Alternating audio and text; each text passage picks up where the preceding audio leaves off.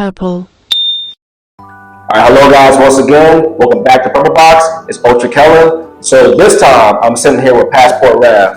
Sure. I said, how's everything going? Dope, man. Dope. Thank you for having me. Yeah, nice to finally meet you in person. Yeah. So I know you and I had talked a little bit over text. So I think I got word that you were going to be in Chicago like a month ago. Mm-hmm. So I know for being an independent rapper, you got to plan a lot of stuff yourself.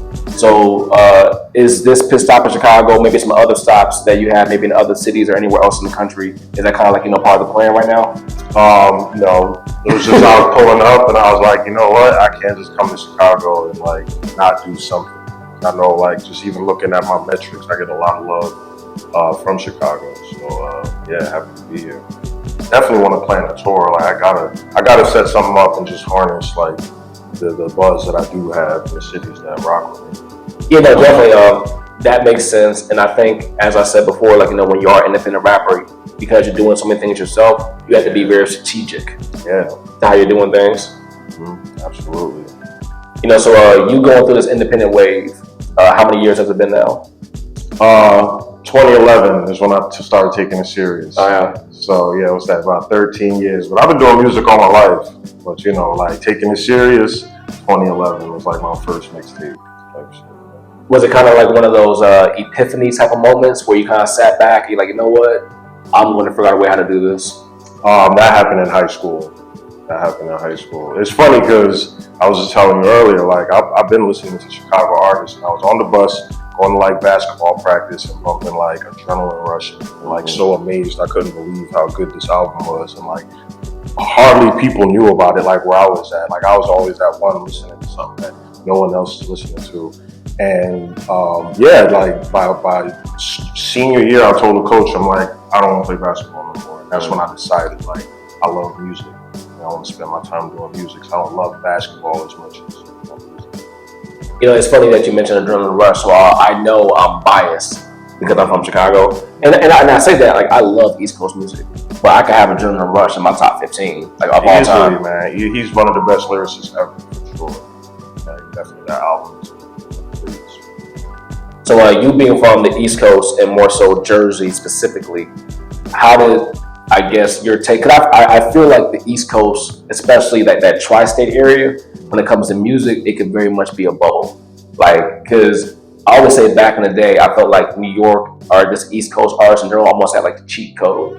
Cause you can literally just be popping in that one little region and you can still go platinum, you can still go gold, and people outside that little area like might even like really know who you are. Yeah. But for you, what kind of gave you, I guess, that first time like hearing artists like a Twista or whoever else outside of that tri-state area and kind of like, you connected with them?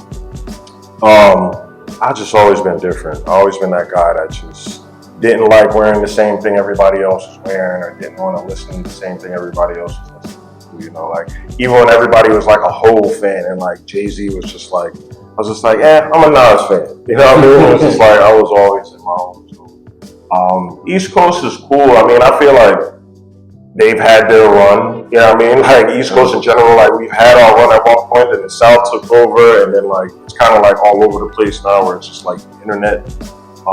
And I feel the same way about everywhere. It's just like there are great artists who are successful in every region that other regions might not know of unless you're really like into hip hop. A lot of people be, saying like, oh yeah, I'm into hip hop, but you're not really paying attention. Like you don't like see all the people that's like doing their damn mob thing.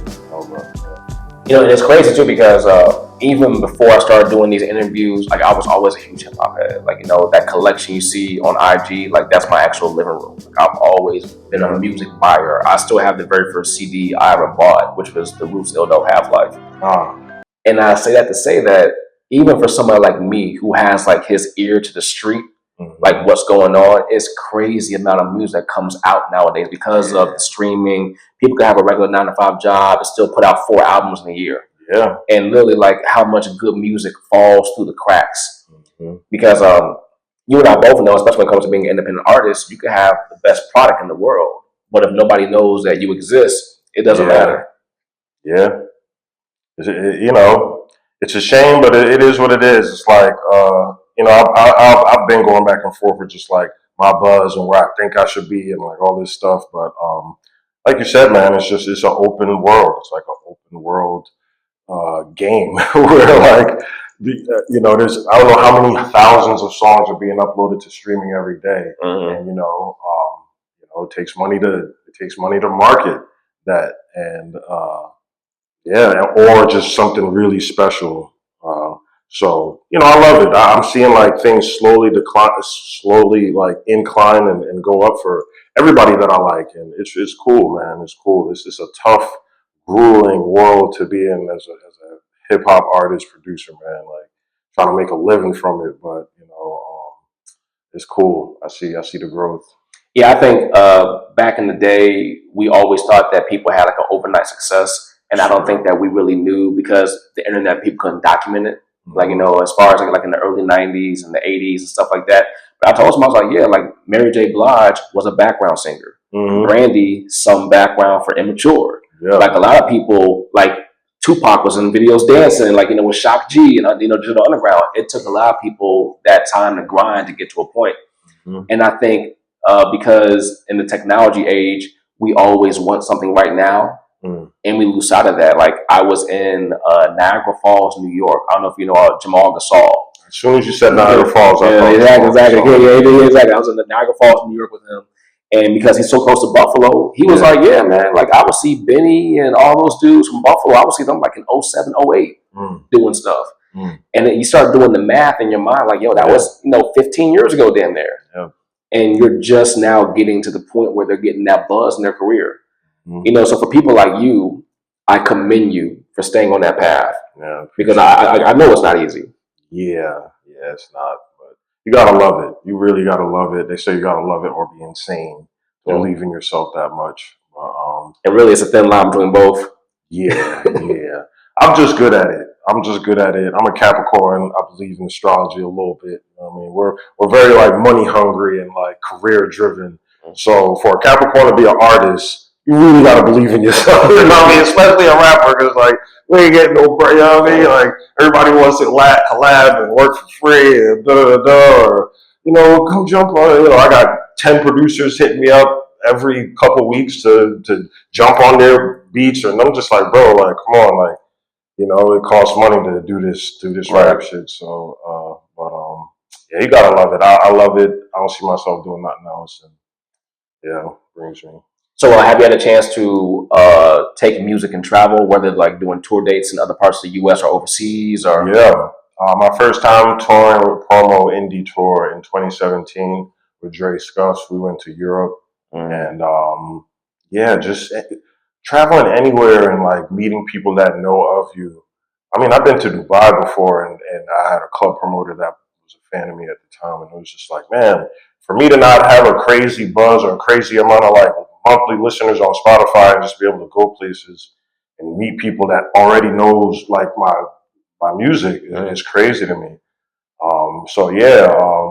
UK, we went up and down the UK, Amsterdam, Berlin. It's cool, man. And now I'm out here in Chi-Town.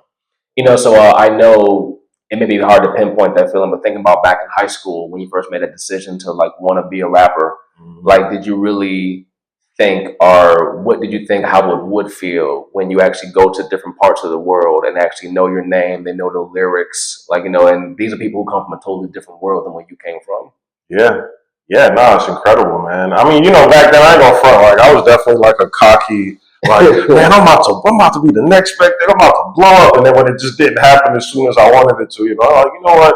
Let me humble myself a little bit and just understand the reality of the world and how God be protecting me sometimes. I'm not religious, but I do believe in a higher power that be protecting me. And it's like, listen, you don't really want to be famous like that. You don't want to go this route of going this, sign a deal with a major and sign your life away route. Like you are on the exact path that you're supposed to be on.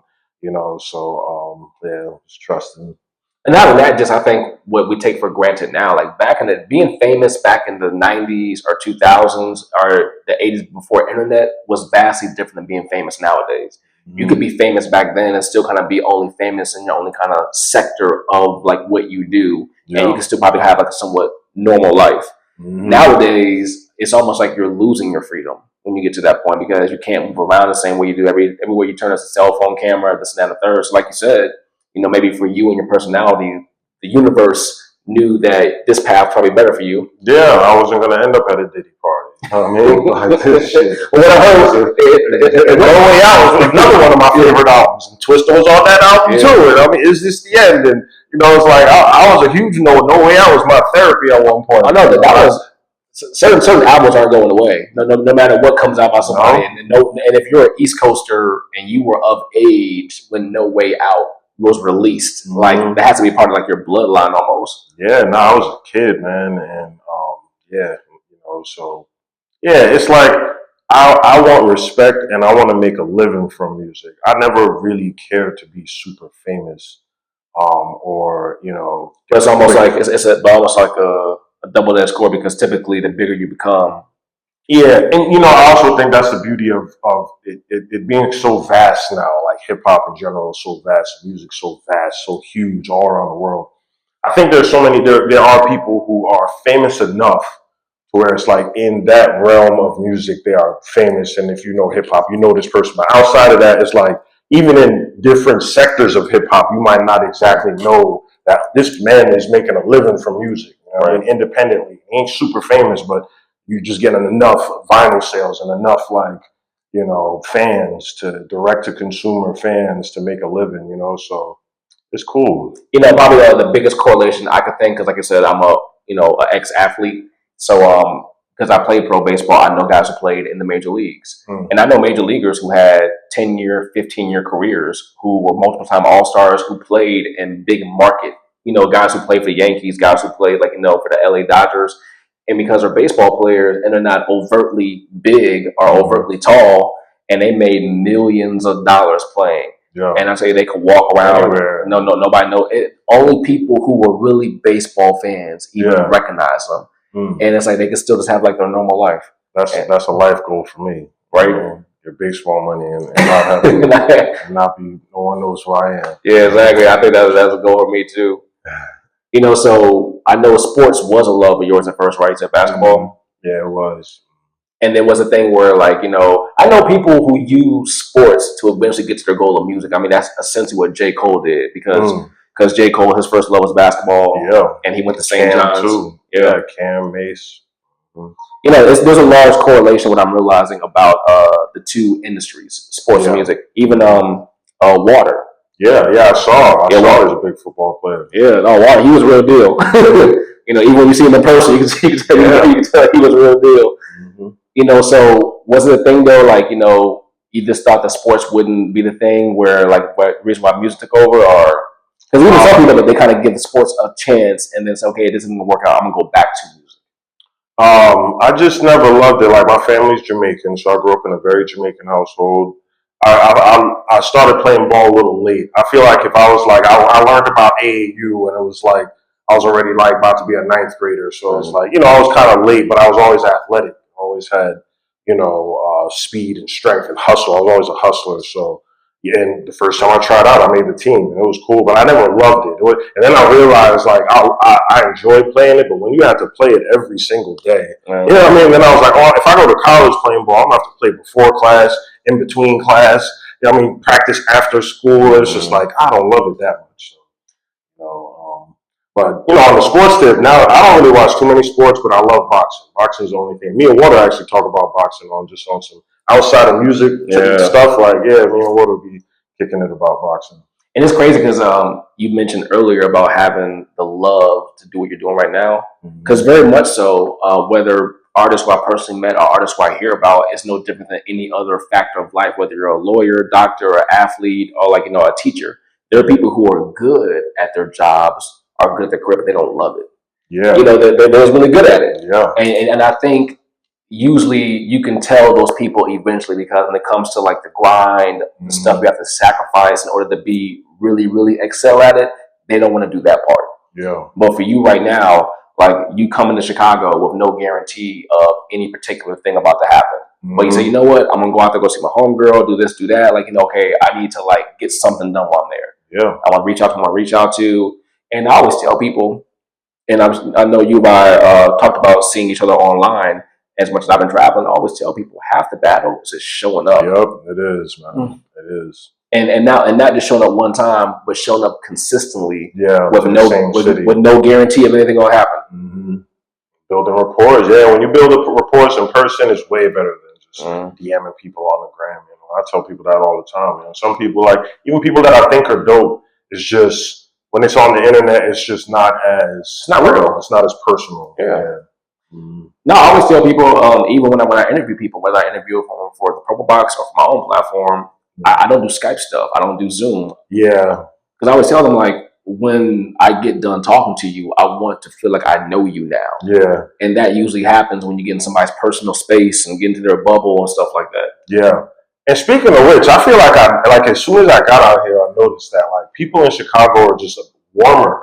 Yeah. Like warmer people, like people say hello or they'll just talk to you way more than the East Coast. Like, I noticed that immediately. I'm just like, for it to have such a gangster like dark energy reputation about it, I'm like, people are so nice out here, kind at least, I saw a list earlier today online, and I didn't fact check the list, but I saw the list, and it said that Chicago is like the 17th most dangerous city in America. Oh, okay. Yeah, don't get me wrong. There's some areas where you have no business being in if you're not from here, but overall, like Chicago is actually because it's a pretty relatively safe city. Oh. Because it's like any other place. If you're looking for trouble, you can find it. Yeah. And you as an out of towner, the areas where trouble typically happens, you have no business. No reason to be out there. You have no business being over there. Mm-hmm. No different where I can go to Jersey unless I'm from Camden. I don't have business in Camden. Yeah. You know what I'm saying? It's just like it is what it is.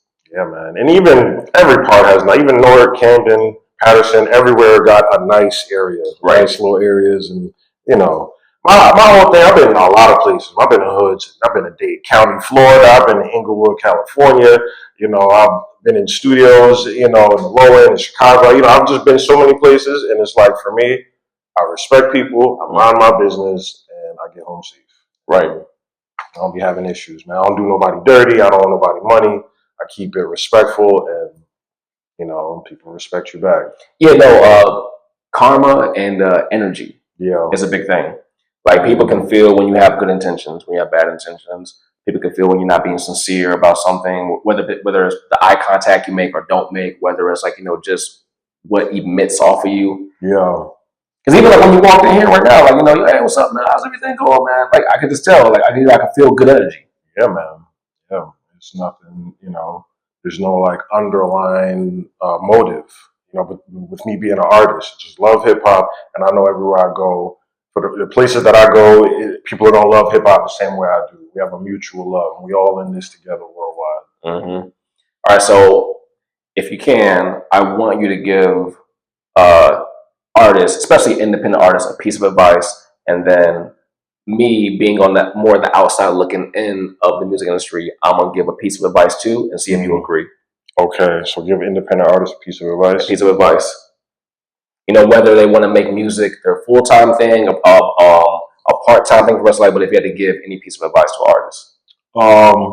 Know your worth, and at the same time, be humble. It's a weird thing. It's like I'm really good, and I know I'm an amazing artist. I'm good at it. I'm good at damn near everything I touch. I'm a perfectionist. I know I'm good. But if I was to just walk around with this energy, like I'm the baddest, on the planet, blah, blah, if my energy was just given, I don't even want to talk to you because I'm too good, I'm not going to nobody's show. I don't know that rapper. I ain't going to nobody's show. I ain't supporting nobody. I ain't double tapping and leaving comments and, sucking D or whatever, it's just like, be humble, show love, you'll get love back. If you want support people, and don't be afraid to show love. The thing is, with me, it's like, I know I'm so good, so I don't have a problem spreading love and giving knowledge or, being genuine, because it's like, I know I'm good. I don't need nobody, So, know your worth and be humble at the same time. Okay. I would definitely agree. And not just for being an artist, like in any industry, really. So my piece of advice, and I want you to agree or disagree. So I would say that you have to actually know people. It's funny, how people always say it's not what you know, but who you know. Yeah. So I think the part that people leave out is it's also about who likes you. Mm-hmm. Because you can know everybody, but if everybody don't like you, Yeah. That makes it worse Bad almost. reputation. Yeah, it's like, so you have to make sure that yes, you meet people and people need to actually like you. Like when you walk into the room, do you suck all the energy out with like, oh, here goes so and so again? Like, or like, because I always tell people, really, no matter what industry you're in, you can have the one right person like you, and your life can totally change. Absolutely, bro. That's a fact. I've witnessed it. Being likable, and it's like you don't gotta like kiss ass. Yeah. Just being yourself. I feel like if you're yourself, people will genuinely see that. Genuine people, recognize when you're just being real. It's a very big thing because I think in order to be successful in your industry, a lot of the qualities really to be good at any other industry, they translate. Yeah. Because even though you mentioned about going out and like, I'm not going here, I'm not going there. Like, no, like, if you're an independent artist, especially if you're lucky enough to live in a Chicago or to live in a New York area where you have so many events going at the same time, like you can't be a hermit. You have to like you don't need to be a life of the party, but you have to go outside sometimes, and you don't got to go to everything. And for me, it's like I'm not everywhere. Being too accessible is something too. It's a good balance. But there's an ego. There's some egoic part of my rapper brain that's just like, yo, this promoter should have put me on this show. Why am I not on this stage? There's a voice saying that like, screw you sleeping on me. I'm not going to your show. Then there's other parts just like, let go of your ego. Like, you know what I mean? Like, show love. Everybody's not going to like your music. Everybody don't got to put you on. Nobody got to do nothing for you. Just show love out of your, just to be there. You never know who you're going to meet and talk to. Man, especially, I've been going back and forth to New York so much. And especially in the area, like the tri-state, you just never know who's going to walk into someplace. Yeah. Absolutely. Shit. I went out one night in New York, man, and that night changed 3 years of my life. I'll tell you, man. I met one person, and I'm gonna tell a testament to that, man. And I didn't even feel like going out that night. I remember specifically. I was like, I don't feel like going out by myself. I was like this art show and just being there that one time. Yeah. Showing up as after battle. Yeah. And plus I always say too, especially in today's world, when it comes to music and internet and everything so fast paced with downloading and streaming, out of sight, out of mind is a real thing. Mm-hmm. It really is. When people just never see you, don't hear from you, and you're kind of into your own world, whatever it may be, like you'll look up and whatever buzz you might have had, it goes away very quickly. Yeah. Unless you come back with some fire. I believe in mystique too, and it works for some artists. My homies and the people who cover their faces and all of that, like, and never really go outside. You don't even know what they look like. You just have to really, really be good. You know what I mean? Like when The Weeknd first came out, I'll never forget this. It's like we don't know who this person is. You're just seeing like an album cover and music. You don't see a face, nothing. Nobody knows what this man looks like, but the music was just so fire. I just remember it took a storm. Everybody don't got that fire like that. No. So don't play yourself and think like, or just be real. It worked for so and so. Yeah, it's not gonna work for everybody. So you got to know what to. You got to kind of trust. You know what I mean? All right. So for you, 2024, we're in the back half of it. What is already out, and what's about to come out for you? 2024. What did I put out? 83 too. I got the 83 jersey made. So we got 83-2 out. I put out Bermuda Triangle with Wavy to God. 83-2 is fully produced by Spanish Rain. Can't forget that. He's a legend in my eyes. Bermuda Triangle by Wavy to God. Amygdala produced by Rob Victim. Also, Nonfiction is something I produced, as a rapper producer. I produced that for David James, and I'm already working on the next album. I ain't gonna say too much, but definitely always working, man. I'll be looking for a drop this year or next year. More realistically next year. Yeah, it could be before the year is up. We'll see. I sometimes like to be on my feet rollout. You know what I mean? Like, let's have a rollout plan. So I don't know what works and what don't half the time. We just try and strategize, but no one really knows what the heck we're doing, man. We just. What did they say? The harder you work, typically the harder you work, the luckier you get. That too, man. So I love doing it. I love the growth. I love seeing how good I can get. I just keep getting better. When I first started making music, I wasn't that great. I was pretty trash in high school. You know what I mean? So like seeing how better I keep getting with videos, with beats, and music, it's really cool. No, I think, like we said, no matter what world you're in, it's a process. Mm-hmm. Very, very much so. Whether you're on your side, my side, or whether, like, our friend APJ here at Purple Box on his side making videos and stuff, like, it's all like a climb to get to where you want to be. Yeah, man. Yeah, man. Hmm. All right. Out here. So once again, my name is Ultra Kellen here at Passport Rav. So next time Purple Box, stay tuned. All right, guys. Peace. Purple